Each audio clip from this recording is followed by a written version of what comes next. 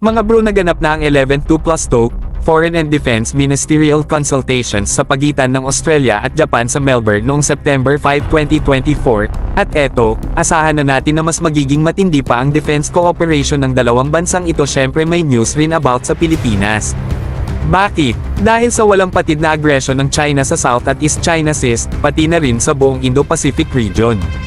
Isa sa mga malalaking usapan dito ay ang pag-join ng Japan sa US sa pag-ikot ng mga military forces sa Darwin, Northern Australia. At mga bro, hindi lang yan. Pati ang joint exercises ay mapapalawak pa, lalo na sa F-35 fighter training, sustainment, at deployments.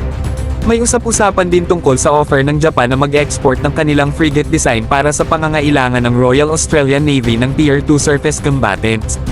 Mga bro, kung matutuloy ito, imagine the level of military cooperation and interoperability na makikita natin sa pagitan ng dalawang bansa, Japan and Australia, pati na rin kung paano ito makakaapekto sa maritime defense strategies ng Indo-Pacific.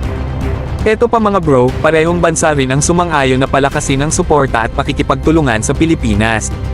Oo, wala pang full details, pero mga bro, ang capacity building support at maritime cooperation ay malamang na magbibigay ng dagdag na lakas sa Philippine defense posture.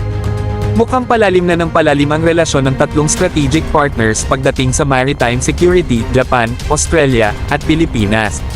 Tandaan mga bro, parehong may VFA-like agreements ang Japan at Australia with the Philippines, which means mabilis ang coordination at joint activities pagdating sa military exercises at mga deployment. Dito papasok yung talagang comprehensive defense posture ng bansa natin sa harap ng patuloy na tensyon sa West Philippine Sea at iba pang karagatan.